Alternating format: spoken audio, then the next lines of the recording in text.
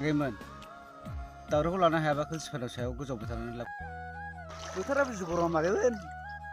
दैयाव न'आव थानो हाला नै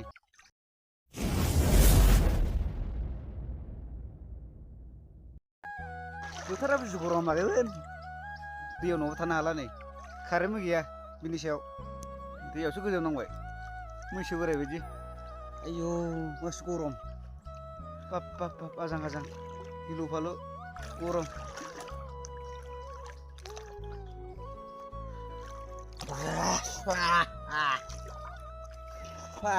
सान्दुंआ जि थान गिलु फालु आलिबो खोनो हाया माबो खोनो हाया बिमा बुरैयाबो जारा खरा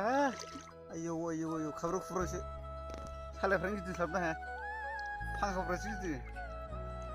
बिमायाबो बाथुलसो जागोन ना बिरा खरा आयौ एसे खामानि मावबानो बिराद दाय गोनां गैमोन दावरावखौ लानो हायाबा खोलसिफानाव सायाव गोजावबाय थानानै लाब गैया मालाबा सोरजोंबा मालाबा थप साबसिननानै लांजागोनबो सोरजोंबा दावरायखौ आगै